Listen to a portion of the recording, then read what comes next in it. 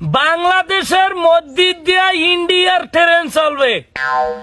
বাংলাদেশের এককাল মাছ বরাবর জায়গা দিয়ে ইন্ডিয়ার ট্রেন চলবে। এখন এই জিনিসটা নিয়ে সারা বাংলাদেশে তোলফাড় চলতে আছে। রাসেল ভাইফারের দিন শেষ, ইন্ডিয়া বাংলাদেশের এই ট্রেন চুক্তির বাংলাদেশ। এখন এই জিনিসটা যারা ক্লিয়ারলি বোঝেন না, হ্যাঁ একটু 30 সেকেন্ডে বুঝাই। আমরা হইলাম, এই যে স্ক্রিনে দেখতে পাইছেন, আমরা হইলাম ভারতের কোলের মধ্যে, ভারতের হোগার মধ্যে হান্দান্য ছোট্ট একটা দেশ। আমাগো পশ্চিম এবং পূব এবং উত্তর পাশে ভারত আছে। এখন ভারতের এক প্রান্ত থেকে আর এক প্রান্তে যাইতে আমাকে বাংলাদেশ বাজে। তাই তারা সংক্ষেপে যাওয়ার জন্য, রাস্তা পথ কমানোর জন্য বাংলাদেশের মাঝ বরাবর একটা খণ্ড করে হাগো ট্রেন নেবে। এই ট্রেনের মাধ্যমে তাদের সংযোগস্থল সহজ হইবে। ভুটানের সাথে বাণিজ্য, তাদের বাণিজ্য বিস্তার লাভের জন্য তারা বাংলাদেশের জায়গা ব্যবহার করবে। এখন এই পয়েন্টে আমি কিছু কথা কই।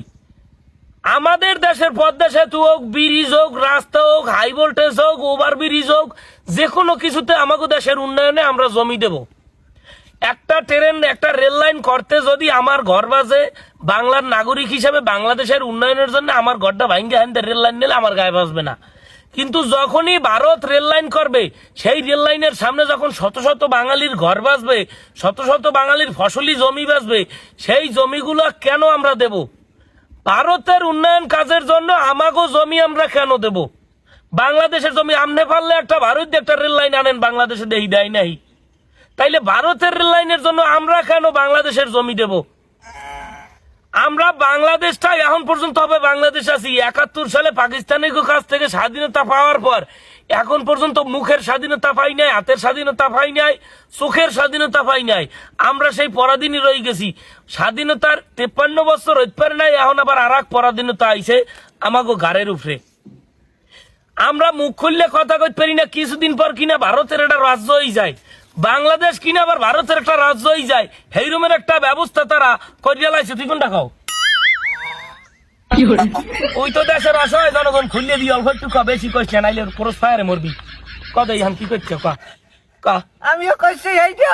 আমি এই যে বাংলাদেশের মধ্যে এই নাগরিক হিসেবে আমি একটা গুতির মধ্যে আছি। এই যেমন ভারত গুতায়, যেমন শ্রীলঙ্কা গুতায়, যেমন যেমনে যাবো হেমনে গুতি। মানে আমরা এই বাংলাদেশ দেশটা একটা গুতির মধ্যে আছি। মুখে তালা ফারাই রাখার মতো আমরা জনগণ মুখে তালা ফারি আছি। কিছু বলতে পারতে আসি না, কিছু কইতে পারতে আসি না। ভারতকে আমরা কোনো কালি বন্ধু মনে করি না। তারা আমাদের শুভাকাঙ্ক্ষী ছিল না। তারপরও ব্যবসায়িক কাজে না, ঠিক আছে, রেল লাইনের মাধ্যমে যদি আমাদের দেশের উপকার হয় সেটা করুক, কোনো সমস্যা নাই। কিন্তু সংবিধান অনুযায়ী এই জিনিসটা পার্লামেন্টে উঠবে, সারা দেশে আলোচনা হইবে, সবাইকে নিয়ে বৈঠক করার পরে এটা একটা আলোচনা হইবে। সেখানে হয় না, আমরা ছোট মানুষ, রাজনৈতিক মস্তিষ্ক আমাদের নাই, অত কিছু আমরা বুঝি না। কিন্তু আমরা সহজ ভাষায় এক লাইন কথাই বুঝি যে আমাগো দেশের জায়গা কেন ভারতের কাছে দিমু? আমাগো ছোট্ট একটা দেশ, যে দেশটা ভারতের হোগার মধ্যে হান্দাই না, মানচিত্রটা দেখলেই বুঝবেন সিভের মধ্যে হানতে রয়েছি। একদিক দিয়ে সেন্ট মার্টিন লই যাইতেছে মায়ানমার, সেটা লই যুদ্ধের চাই অন্য ইয়া।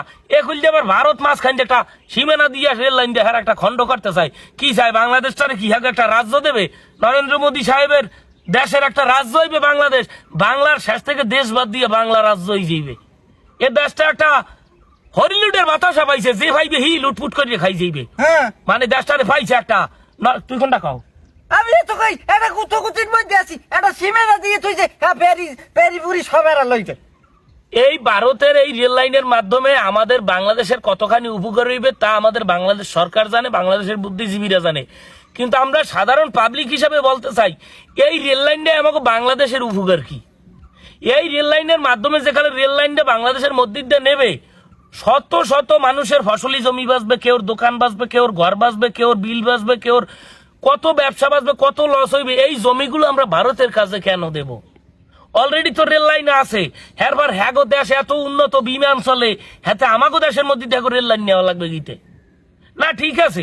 ঠিক আছে, বাংলাদেশ এরা একটা শান্তি চুক্তি করছে ভারতের লাগে, ব্যবসায়িক পক্ষপাতিত্ব। কিন্তু দেখেন আন্দারে পাটখাতে নিয়ে যেন পিছন মারিয়ে দিয়ে না যায়। 71 কি আসোকা 71 সালে আমরা যুদ্ধ করে স্বাধীন হয়েছি, সেই যুদ্ধ যেন আবার না করা লাগে। এবার যুদ্ধ করলে এবার যুদ্ধ করবে কারা? যুদ্ধকারী না বাংলাদেশে মানুষ হই, বাংলাদেশের মধ্যে মানবতা আছে না জিদ আছে? বাংলাদেশের মানুষ তো আর নান মোহে তালা ভরিয়ে বই রয়েছে। কিছু কইলেই তো মামলা। রেল লাইন যেখানে যাইবে রেল লাইনের উপরে হুইয়ে পড়তে হইবে, হুইয়ে পড়ে যাইবে রেল লাইন আটকাইতে হবে। কেন আমাকে জমির দেহারা রেল লাইন নেবে? এই আর ঘোর প্রতিবাদ জানাই একজন সাধারণ জনগণ হিসেবে। এই রেল লাইন নেওয়ার কারণে আর একটা ঘোর প্রতিবাদ জানাই। এটার বিষয় একটা অগ্নিঝরা প্রতিবাদ আমরা জানাইছি আছি একটা সাধারণ কন্টেন্ট ক্রিয়েটর হিসেবে। বিনোদন ভাই আমার জায়গায় দিয়ে যদি নিতে চায়, তাই আমি হলো ওরা তাই গোড়া সাইডে বেলুনা নাই, এইবার রেল লাইনের হোগা বাসাই ভাড়াম কারণ এখন বেলাস্ট হয়ে যাইবে রেল লাইন, এখন জায়গায় চলে যাইবে। এই সমস্ত রেল লাইন এগুলোর দরকার নাই। আমরা প্রতিবাদ জানাই গেলাম, যেগো মাথায় ঢুকছে হেরা দয়া করিয়া এই জিনিসটার প্রতিবাদ জানাইবেন, ভিডিও শেয়ার করবেন, কমেন্ট করবেন এবং যে কোনো জায়গায় এটা পাইবেন এটার একটা প্রতিবাদ জানাইবেন। কারণ একটা রেল লাইন যাইবে দেশের উপর দিয়া, দেশটারে খণ্ড করে দিয়ে চলে যাইবে। এটা ভারতের মানে এটা যে কি পরিকল্পনা নিয়ে হারা করতে আছে আমি অ্যাডভান্স কিছু বলতে চাই না। ফলাফল যেন না ঘটবে হেন আমরা ওর মতো তালা ভরিয়ে ছাড়া আর এরকম চাইয়ে সার্কাস দেখা ছাড়া আমাদের আর কিছুই করার থাকবে না।